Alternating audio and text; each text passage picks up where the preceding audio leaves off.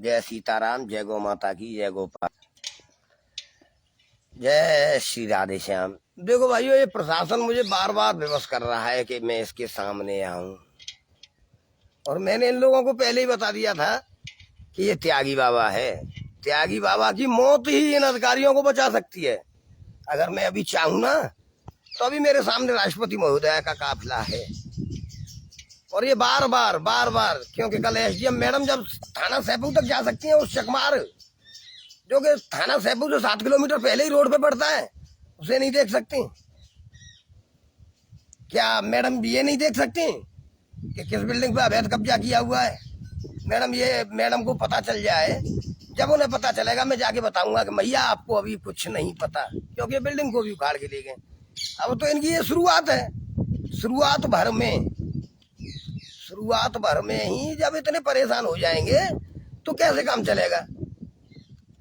और मैं आप सबको बता देता हूं कि अब इसमें एडीजी जोन आगरा हमारे माननीय एसके भगत जी भी शामिल हैं, क्योंकि पहले तो एसपी चिरंजीवी नाथ सिन्हा और डीएम राहुल पांडे जी थे, तो उन लोगों ने मुझे जेल भिजवाया, षड्यंत्र किया मेरे साथ में। मेरे पिताजी के नाम तक को भी बदला गया कि किसी तरह मैं जेल में सड़ता रहूं। तब आज जब थोड़ा थोड़ा आगे बढ़ रहा हूं, क्योंकि डीएम साहब ने बोल दिया कि कोर्ट जाइए। मैंने जब पूछा कौन से कोर्ट जाए, कि हाई कोर्ट, क्योंकि ये हाई कोर्ट से मेरे 3 वकीलों को खरीद चुके हैं।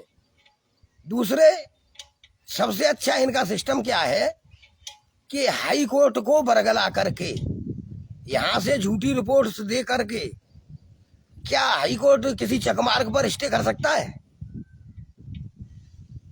इन लोगों ने एक भूमाफिया के लिए कानून की धज्जियां उड़ाई हैं। इन्होंने जिस कानून की धज्जियां उड़ाई है ना, अब मैं कसम खाता हूं अपनी इस माँ की, समझ गए, और अपने रगों में दौड़ रहे उस खून की, कि इनसे कानून का पालन कराऊंगा।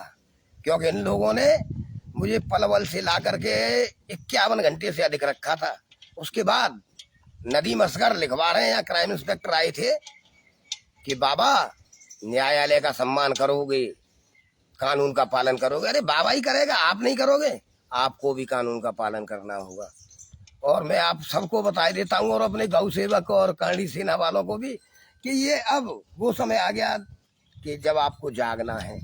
कि किसी भी समय किसी मुकदमे में फंसाएंगे, और मुकदमे में अब नहीं फंसा सकते तो ये मेरी हत्या करा सकते हैं।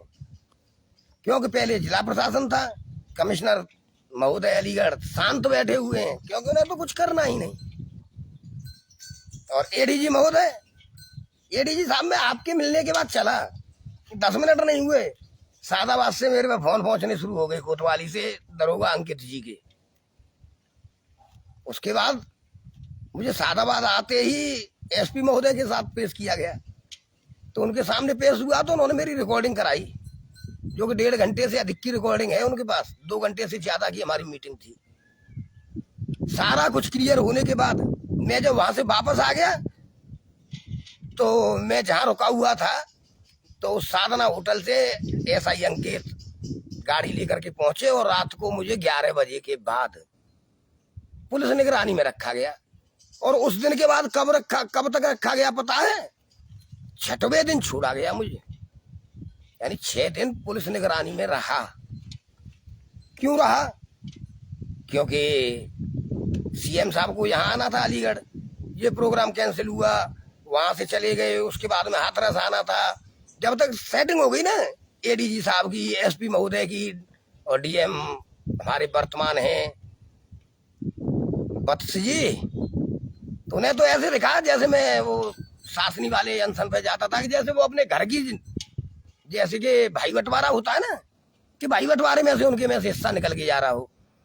तो भाइयों, अब ये कभी भी मैं अपने सभी देशवासियों से, गौ भक्तों से और गौ सेवकों से कहना चाहता हूँ, कभी ये आपका फरसा वाला त्यागी बाबा, इसकी हत्या हो सकती है कभी भी। आप लोगों को साथ देने के लिए मुझे शीघ्र ही आप लोगों को सूचना करता हूं, और शीघ्र ही आश्रम पर पहुंचना है हमें, क्योंकि अब इस प्रशासन को समझने के लिए कोई समय नहीं बचा। माननीय महाराज जी शांत बैठे हुए हैं, क्योंकि महाराज जी से मुलाकात के बाद ही ये सब हुआ है मेरे साथ। एडीजी महोदय की मुलाकात तो होना लाजमी है। अभी मैं बताता हूँ आप लोगों को। जय श्री राम।